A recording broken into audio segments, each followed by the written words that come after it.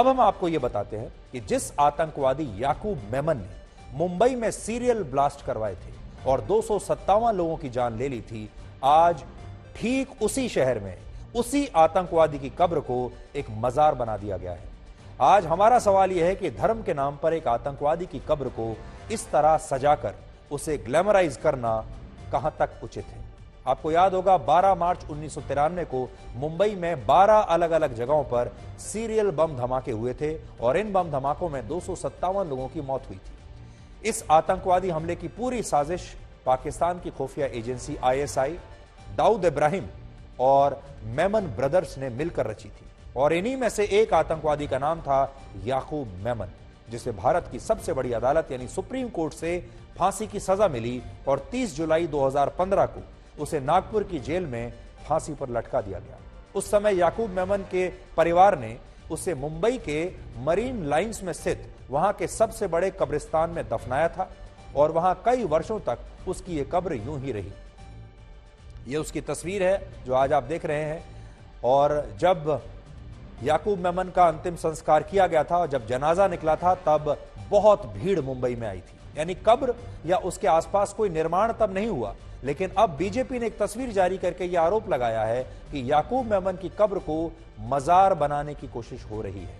कब्रिस्तान के अंदर की जो तस्वीर दिख रही है उसमें साफ दिखता है कि मिट्टी की कब्र के आसपास मार्बल की टाइल्स से एक चबूतरा बना दिया गया है और यह सिर्फ एक कब्र की जगह के बराबर नहीं बल्कि एक काफी लंबा चौड़ा चबूतरा है और इसके पास ऊंची ऊंची लाइट्स भी लगा दी गई है। यानी अब वहां रोशनी की जाती है। वहां कब्र पर एक बत्ती भी जलाई गई है, जैसे किसी पीर बाबा की मजार पर कोई बत्ती जलाई जाती है। कहने का मतलब यह है कि जिस याकूब मेमन ने मुंबई बम धमाकों में 257 लोगों की जान ले ली, जिसे इस देश की तमाम अदालतों ने एक आतंकवादी माना, फांसी की सजा दी, उसी याकूब मेमन की कब्र को कुछ लोगों ने मजार का रूप दे दिया, जैसे कि वो कोई बहुत महान व्यक्ति था।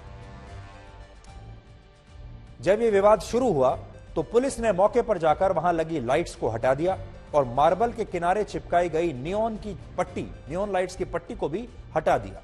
इसके अलावा मुंबई पुलिस ने इस मामले में अब जांच शुरू कर दी है और जल्द ही BMC, वक्फ बोर्ड और इलाके के दूसरे बड़े अधिकारियों को पूछताछ के लिए बुलाया जा सकता है। इन सभी लोगों से मुंबई पुलिस ये पूछेगी कि आखिर पूरे कब्रिस्तान में इस अकेले आतंकवादी याकूब मेमन की कब्र की ही इतनी साज सज्जा क्यों की गई और क्यों उसकी कब्र को मजार बनाने की कोशिश हुई। आप सोचिए, इस कब्रिस्तान में यूं तो बहुत सारी कब्रें हैं, लेकिन और किसी की कब्र पर इस तरह का चबूतरा नहीं बना। यहां आपको यह भी समझना जरूरी है कि कब्र, मजार और मकबरे में क्या अंतर होता है।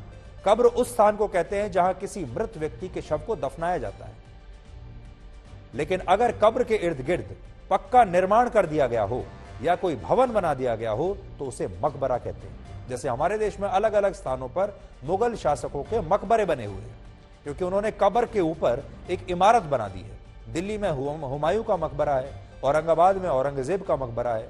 मजार भी मकबरे की तरह होती है, लेकिन इन दोनों में एक बुनियादी फर्क यह है कि मकबरे में लोग अपने लिए जियारत यानी अपने लिए कोई मन्नत नहीं मांगते, जबकि मजार पर लोगों द्वारा कब्र के सामने अपने लिए मन्नत मांगी जाती है और वहां इबादत की जाती है। इसके अलावा अगर किसी मृत व्यक्ति को लोग पीर बाबा या फकीर मान लें और उसकी कब्र पर जाकर अपने लिए मन्नत मांगने लगें तो वो कब्र भी मजार बन जाती है। और इस मामले में ठीक ऐसे ही हुआ है। अब आप सोचिए कि इस आतंकवादी की कब्र पर क्या इसे मजार बनाना सही होगा? यानी कुछ लोगों ने याकूब मेमन को एक पीर बाबा या फकीर बनाने की कोशिश की है, एक पवित्र आत्मा बनाने की कोशिश की है, जबकि हकीकत यह है कि याकूब मेमन एक खूनी था, एक आतंकवादी था और उसने मुंबई बम धमाकों में सैकड़ों लोगों की जान ली थी। आज यहां एक सवाल यह भी है कि एक आतंकवादी की कब्र को मजार बनाने की यह सोच आखिर आई कहां से? यह आपको तस्वीर देखिए, 1993 के मुंबई बम धमाकों की तस्वीरें हैं। मुंबई के लोग और इस देश के लोग इन तस्वीरों को कभी भूल नहीं सकते। 257 लोगों की जान गई थी, यानी 257 परिवार बर्बाद हो गए थे। सीरियल ब्लास्ट हुए थे, पूरा देश हिल गया था इन सीरियल ब्लास्ट से। और ये जो याकूब मेमन है, दाऊद इब्राहिम के साथ मिला हुआ था और दाऊद इब्राहिम के साथ मिलकर, पाकिस्तान की ISI के साथ मिलकर उसने ये पूरी साजिश रची थी। अब आप ये सोचिए कि एक आतंकवादी की कब्र को मजार बनाने का ये जो विचार है, ये कहां से आया? क्या इसके पीछे भी कोई कट्टरपंथी ताकतें हैं जिसके संक्रमण में आकर भारत में सिर तन से जुदा वाले नारे लगते हैं? क्योंकि आज जैसी कोशिशें मुंबई में हुई, ठीक उसी तरह की कोशिश पाकिस्तान में भी हुई थी।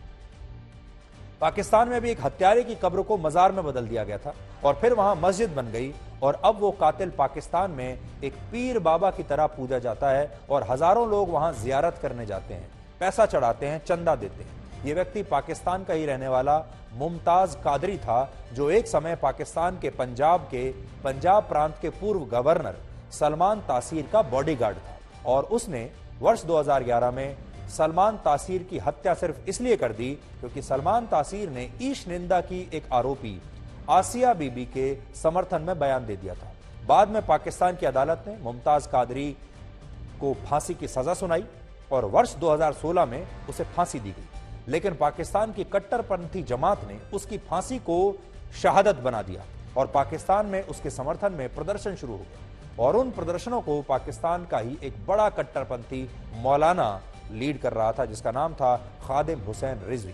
उसने मुमताज कादरी की कब्र पर मजार बना दी और यह वही मौलाना था जिसने पहली बार सिर तन से जुदा वाला नारा दिया था और आज ये नारा पूरे भारत में गूंज रहा है। मतलब भारत के अंदर जो कट्टरपंथी सोच वाले देश विरोधी तत्व मौजूद हैं, वो पाकिस्तान के कट्टरपंथ से प्रेरणा ले रहे हैं। इसलिए मुंबई में जब आतंकवादी याकूब मेमन की कब्र को मजार में बदलने की कोशिश शुरू हुई तो बड़ी आशंका हुई कि कहीं हत्यारे को शहीद बनाने का प्रयास तो नहीं हो रहा। और आज भारत में ऐसी आशंका क्यों है, इसे समझने के लिए आपको जम्मू कश्मीर नेशनल कॉन्फ्रेंस के नेता और फारूक अब्दुल्ला के भाई मुस्तफा कमाल का ये चौंकाने वाला बयान सुनना चाहिए। यहाँ तो मिलिटेंट्स जो यहाँ भी सरगर्म थे, बहुत से लोग, अच्छी खासी आबादी लोगों की, उनको अपने हीरो मानते हैं, वो अपने हीरो मान रहे हैं। यहाँ भी हम जो मिलिटेंट आया, जिस वजह से भी आया, तहरीक को पुरअमन तरीक़ेकार इनको जिंदा रखने के लिए हैं, उन्होंने शिद्दत का रास्ता इख्तियार किया है। उसके बावजूद भी लोग उनको पसंद करते हैं। इसमें क्या करेंगे आप? इसी तरह बॉम्बे में भी छोटी बात नहीं है, चाहे वो मौक़िफ़ सही हो या गलत हो, जान देना छोटी बात नहीं है। ये मर्द ही दे सकता है जान। आतंकवादी याकूब मेमन को महान बताने की सोच नई नहीं है। वर्ष 2015 में जब उसे फांसी की सजा होने वाली थी, तब हमारे ही देश के कुछ लोग और हमारे ही देश के कुछ एनजीओज और संस्थाएं उसे बचाने के लिए आधी रात को सुप्रीम कोर्ट पहुंच गए थे और सुप्रीम कोर्ट को भी इस मामले में तब सुनवाई करनी पड़ी थी। तो याद कर लीजिए वो ऐतिहासिक दिन, जिस दिन भारत के इतिहास में आधी रात को सुप्रीम कोर्ट खुलवाई गई थी एक आतंकवादी को बचाने के लिए। उस दिन सुप्रीम कोर्ट आधी रात को खुली, जजों ने रात भर सुनवाई की और उसके बाद फांसी की सजा को बरकरार रखा। ये वही याकूब मेमन है। असल में हमारे देश में एक वर्ग ऐसे लोगों का है जो आतंकवादियों के प्रति हमदर्दी जताता है, सहानुभूति रखता है। जैसे याकूब मेमन के लिए कहा जाता है कि वो पेशे से एक चार्टर्ड अकाउंटेंट था, एक सीए था और बहुत प्रतिभाशाली था। उसके चाहने वाले, उसके समर्थक कहते हैं वो तो एक सीए था। ऐसे ही आतंकवादी बुरहान वानी के लिए कहा जाता था कि वो तो एक स्कूल मास्टर का सीधा साधा बेटा था और वो तो क्रिकेटर बनने का सपना देखता था, लेकिन उसका ब्रेन वॉश हो गया। इस तरह की बातें आपको आतंकवादियों के बारे में हमारे देश में सुनने को मिलती रहती होंगी।